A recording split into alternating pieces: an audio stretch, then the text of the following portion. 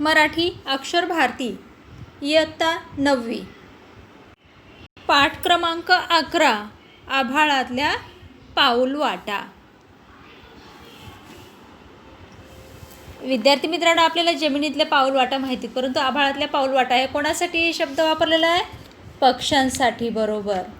आता ह्या पाठामध्ये पक्ष्यांच्या जीवनाविषयी, त्यांनी केलेल्या स्थलांतराविषयी आपल्याला मजेशीर अशी माहिती जाणून घ्यायची आहे. स्थलांतर म्हणजे काय? सुरुवातीला सांगेल मी, एका ठिकाणाहून दुसऱ्या ठिकाणी जाणे म्हणजे स्थलांतर होय. परंतु पक्ष्यांच्या बाबतीत स्थलांतर हा शब्द पाठामध्ये आलेला आहे. तो कशा प्रकारे? पक्ष्यांचे स्थलांतर ही पक्षी जीवनामधली एक विलक्षण अशी घटना आहे. पक्षी खाद्यासाठी, हवामान बदलामुळे आणि पिल्लांच्या प्रशिक्षणासाठी स्थलांतर करत असतात. म्हणून यांच्यासाठी स्थलांतर म्हणजे काय? तर सदा सर्व काळ अनुकूल परिस्थिती लाभण्यासाठी वस्तीस्थानात नियमितपणे आणि आलटून पालटून केलेला बदल म्हणजे स्थलांतर आपल्याला या ठिकाणी म्हणता येईल. चला तर मग पाहूया आपण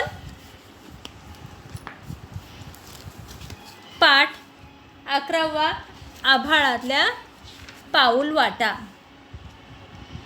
पाठाचा परिचय थोडक्यात आपण पाहूया. भारतामध्ये नैसर्गिक साधन सामग्री ही भरपूर आहे. त्यामध्ये आपल्याला सामग्री म्हणण्यापेक्षा साधन संपत्ती असा शब्द वापरू आपण. हे बऱ्याच मोठ्या प्रमाणात आहे आणि त्यामध्ये प्राणी व पक्षी यांची विविधता, अनेकता आपल्याला दिसून येते. भारतामध्ये एकूण 1246 पक्ष्यांच्या जाती आहेत.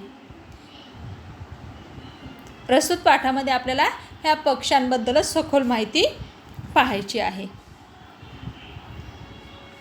ठीक आहे, चला तर आपण पाहूया थोडक्यात.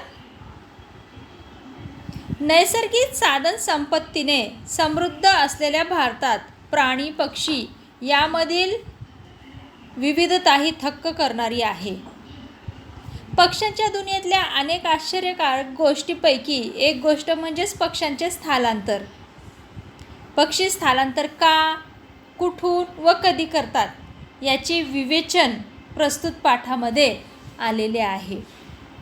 प्रस्तुत पाठ आपली सृष्टी आपले धन या पुस्तकामधून घेतलेला आहे.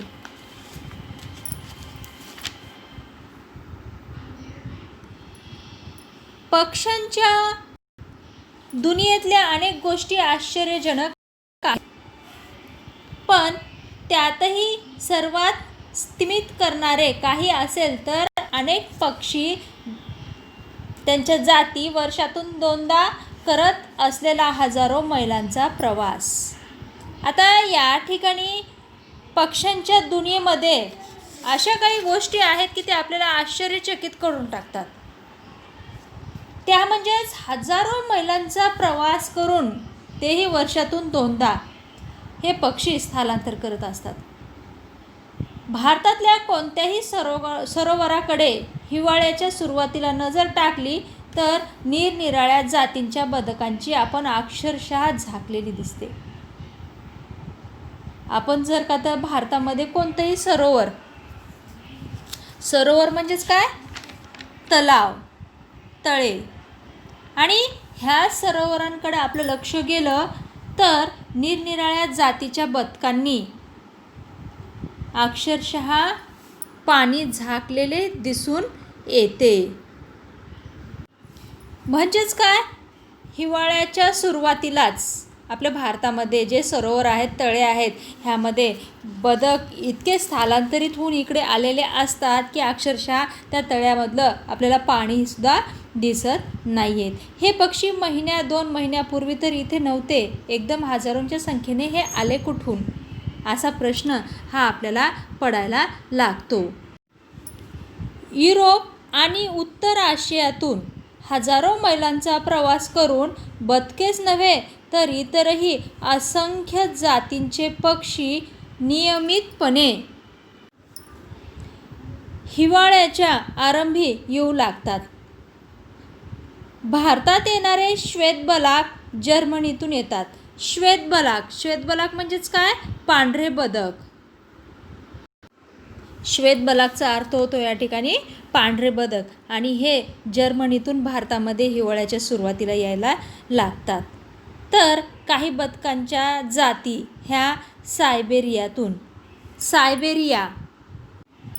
रशियातील एक भाग आहे, आणि जर्मनीतून श्वेतबलाक तसेच सायबेरियातून काही बदक हे भारतामध्ये स्थलांतर करत असतात. ह्या बदकांच्या स्थलांतराविषयी कालिदासांच्या वाङ्मयात त्याचा उल्लेख केलेला आहे. वाङ्मय म्हणजेच काय?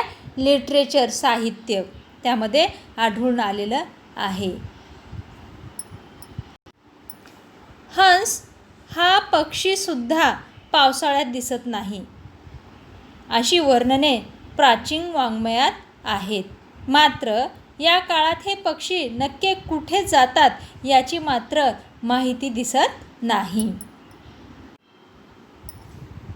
याच्या उलट युरोपमध्ये अनेक पक्षी हिवाळ्यात दिसेनासे होतात याची जाणीव होती, पण ते नक्की काय करतात हे कुणालाच माहीत नव्हते. युरोप हा एक पृथ्वीवरील 5 खंडांपैकी एक खंड आहे. आशिया खंड आणि युरोप खंड. अनेकांच्या समजुतीप्रमाणे बर्फ पडू लागण्यापूर्वी हे पक्षी बेडूक, खवलेकरी अथवा काही सस्तन प्राण्यांप्रमाणे चिखलात अथवा कपारीत गाडून घेऊन प्रदीर्घ हिवाळी झोप काढत असलेले पाहिजेत. पुढे माणूस एका खंडातून दुसऱ्या खंडात प्रवास करू लागला तेव्हा त्याच्या लक्षात आले की आपल्या खंडातून गायब होणारे पक्षी त्याच ऋतूत दुसऱ्या खंडात दिसून येतात. आता ह्या ठिकाणी युरोपमध्ये जे अनेक पक्षी हिवाळ्यात दिसेनासे होतात ते जातात कुठे, नेमकं काय करतात की इतर प्राणी म्हणजेच इतर पक्षी, बेडूक, खवलेकरी प्राणी अशा प्रकारचे सस्तन प्राणी म्हणजे पिलांना अंगावर पाजविणारे प्राणी इतर प्राण्यांप्रमाणे हे चिखलात किंवा कपार म्हणजेच काय? डोंगराच्या भागाचा उंच डोंगरामध्ये जो सपाट थोडासा चिर पडल्यासारखा भाग असतो त्याला कपार असं म्हणतात. किंवा हे पक्षी अशा कपारीत स्वतःला गाडून तर घेत नाहीत ना, किंवा स्वतःला त्या ठिकाणी सुखरूपपणे राहत नाहीत ना, अशा प्रकारची माणसांची कल्पना बनलेली असते. किंवा असं वाटायला लागतं की हिवाळी झोप काढत असलेले ते पाहिजेत. प्रदीर्घ म्हणजे बराच वेळ ते हिवाळ्या ऋतूमध्ये झोपी जातात असं वाटायला लागते.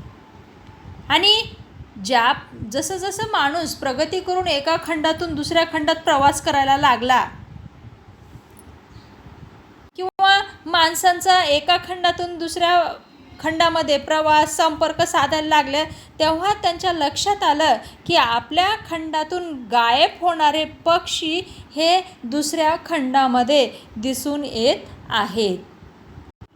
पक्ष्यांच्या स्थलांतराचा अभ्यास करणे ही काही सोपी गोष्ट नाही आहे, पण अवघडातल्या अवघड प्रश्नातून विज्ञानाला मार्ग हे काढावेच लागतात.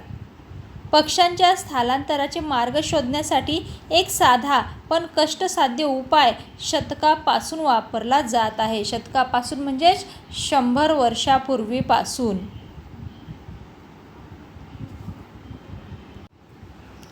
तो प्रयोग म्हणजेच पक्ष्यांच्या स्थलांतरामागे त्यांचा मार्ग शोधण्यासाठी एक साधा पण कष्टसाध्य म्हणजे काय? मेहनतीने एक उपाय गेल्या शतकापासून वापरला आहे. 100 वर्षाच्या काळापासून ह्या ठिकाणी वापरला गेलेला आहे.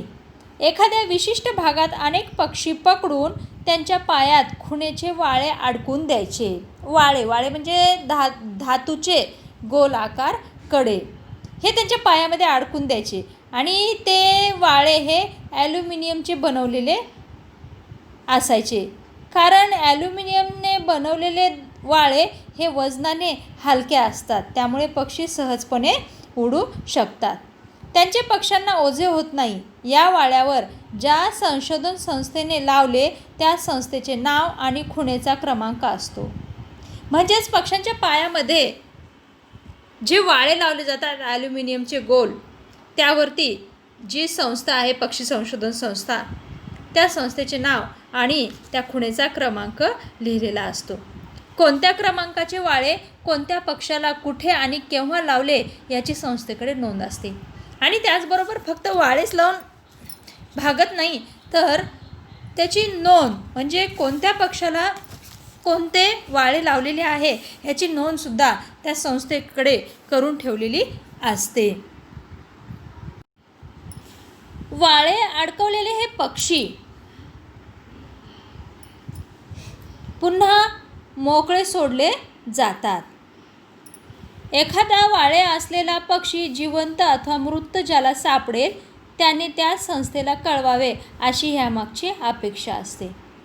म्हणजेच पक्षी स्थलांतर कुठून कुठपर्यंत करतो, कोणत्या ऋतूत करतो आणि त्याचबरोबर हा पक्षी कुठला आहे, कोणत्या संस्थेचा आहे हे समजणे हाच त्यामागचा उद्देश असतो. वाळे लावण्यामागचा उद्देश ह्या ठिकाणी असतो. अर्थात लावलेल्या सर्व वाळ्यांची माहिती परत मिळतेच असे नाही. आणि साहजिकच पक्षी म्हटल्याच्या नंतर ते कुठेही उडू शकतात आणि सर्वच वाळ्यांची माहिती मिळेल हे सुद्धा शक्य नसतं. परंतु 100रातल्या 1-2 वाळ्यांचा जरी पत्ता लागला तरी त्यातून मौल्यवान माहिती मिळू शकते. मौल्यवान म्हणजे किमतीची.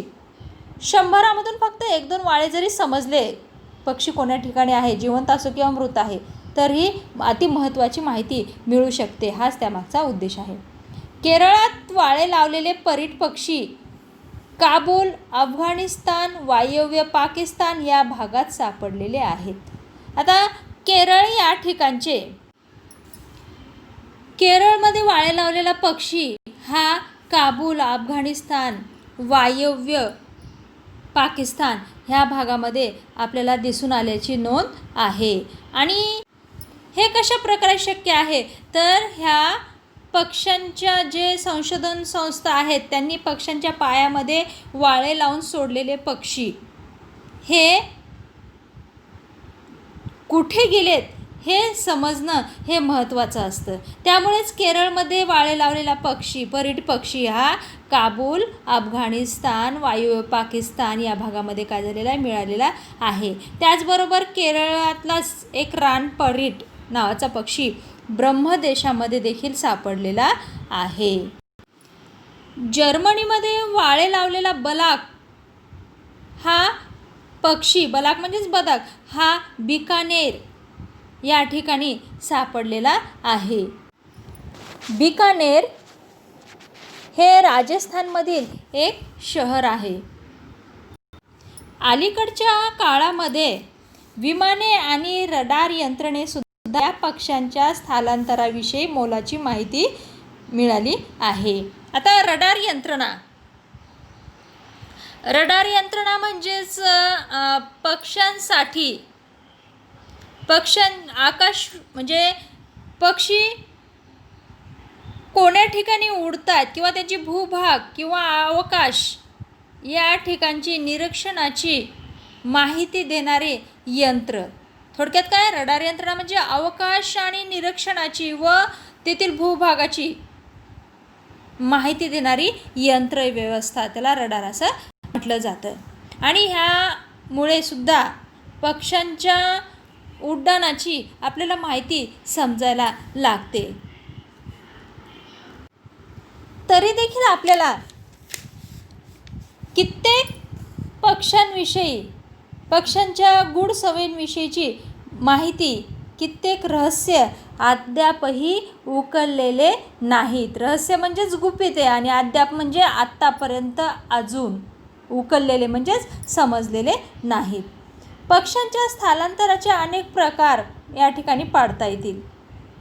हिमालयासारख्या पर्वतरांगामध्ये राहणारे पक्षी थंडीत खाली दरीत अथवा सखल भागात उतरतात आणि उन्हाळ्यात परत वर सरकतात.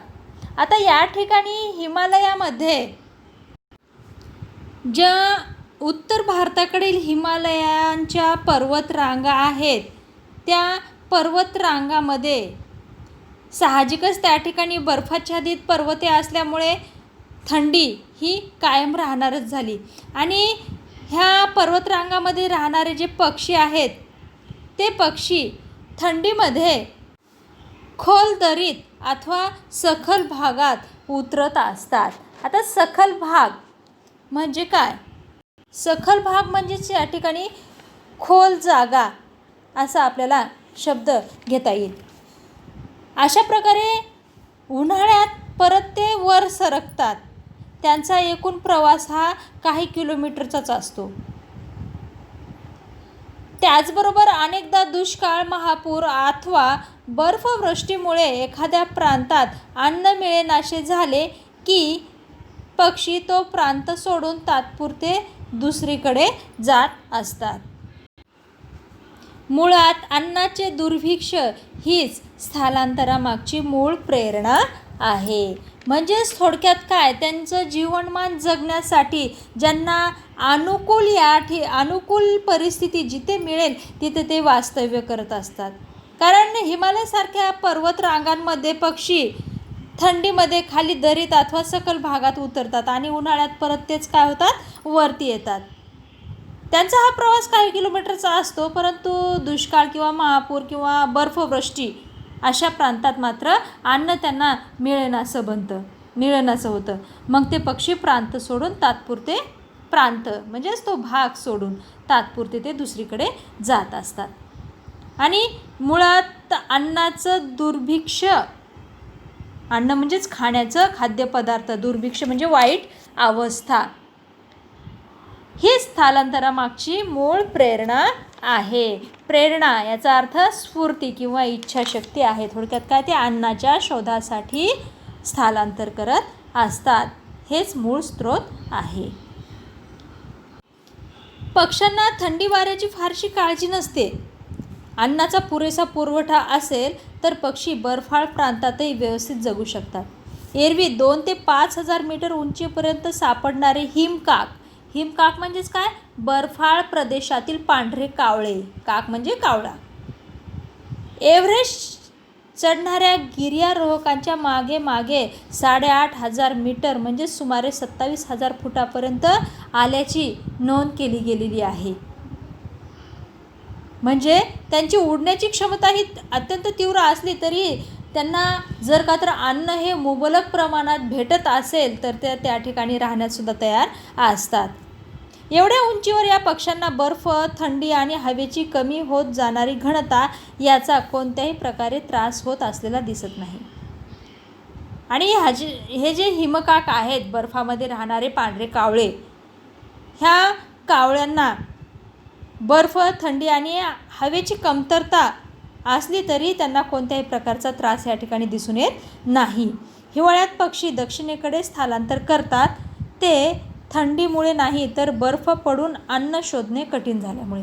आणि साहजिकच हिवाळ्यामध्ये दक्षिणेकडे ते प्रयाण का करतात? कारण दक्षिणेकडे उष्ण कटिबंधता असते, उष्ण वातावरण असतं आणि साहजिकच ते पक्षी तिकडे प्रयाण करायला लागतात. प्रयाण करणे म्हणजेच काय, निघून जाणे किंवा निघून येणे. आणि थंडीमुळे ते प्रयाण करत नाही आहेत दक्षिणेकडे, तर बर्फ पडल्याच्या नंतर त्यांना अन्न शोधायला कठीण जाणं, त्यांना अन्न मिळत नाही म्हणून ते दक्षिणेकडे प्रयाण करायला लागतात, दक्षिणेकडे निघून यायला लागतात. अनेक पक्षी असे आहेत की जे बर्फ पडायला लागण्याच्या बरेच आधी अन्न अद्यापही भरपूर उपलब्ध असतानाच आपल्या दक्षिण यात्रेला सुरुवात करतात.